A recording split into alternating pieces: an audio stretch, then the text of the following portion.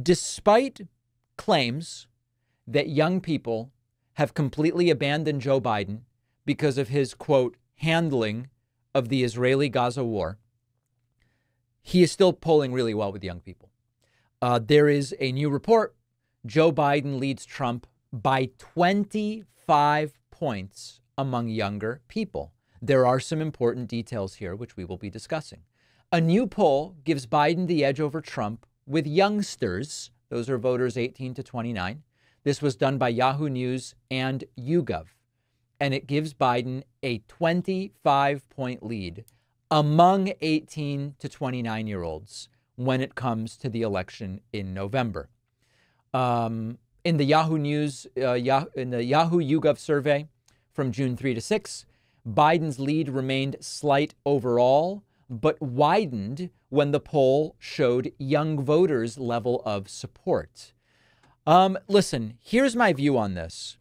Are there young voters mad at Biden about his handling of Israel-Gaza?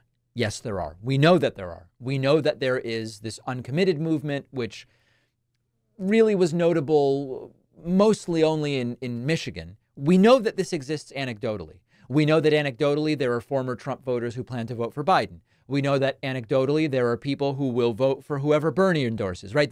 Anecdotally, there are all of these things.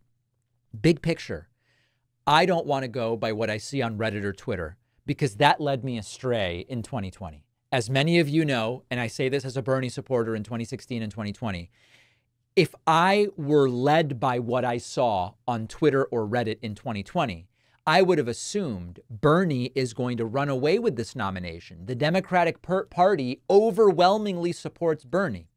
And what we learned, and it was instructive and it was useful for strategy and for thinking of the path forward, we learned that a lot of Democratic voters aren't on Reddit and Twitter. They're just working, raising their families, bringing their kids to soccer or football, as we call it in some other parts of the world. And then they go out and they vote, and they liked Biden. And similarly, if you spend time on TikTok or on X or whatever platform, you are getting a truncated and limited view of what's going on out there. And when I look at polling, I find that Biden still has a massive lead among young people. Young people vote, by the way, at far lower numbers than any other age group. And that will probably be the case again in November, to be totally honest, although I want them to vote.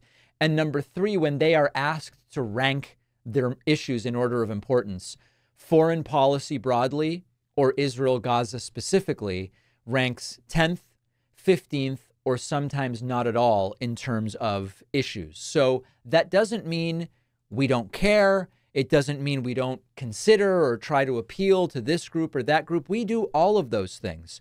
But I think it's important to be realistic also about the degree to which this is going on. Now, then when we step back from that, we say, hey, you know, if it's going to be as close as it probably will be, coming down to 250 to 500,000 votes in 3 to 5 states, 2 to 5 states even, shouldn't we care about that slice of Democrats that's young and that's angry with Biden about Israel-Gaza? Of course we should care about them. We should care about all of these groups.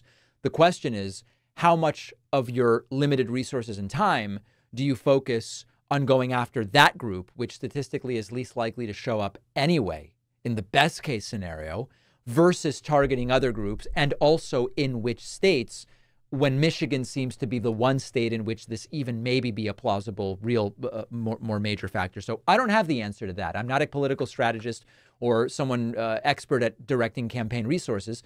It seems that you would direct some resources towards it, but you would direct them proportional to the lead you already have among voters 18 to 29, the fact that they're less likely to show up and vote anyway, and the fact that even they rank Israel-Gaza as 10th, 15th, or not even ranking at all. So where that leaves us, I don't know.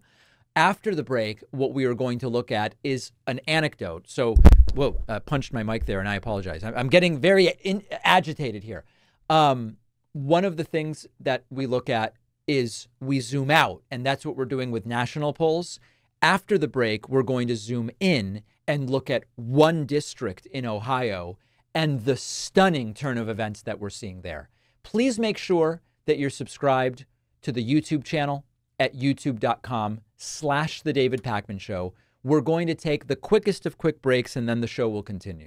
It is time to start thinking like voters and to make sure that kids understand the importance of voting, how it works, registering, ballot initiatives, because so many kids just have no idea.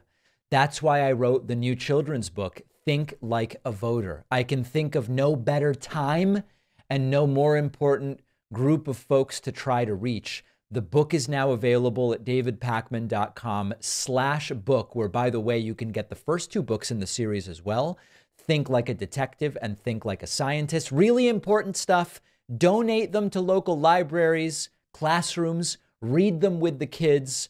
davidpakman.com/book.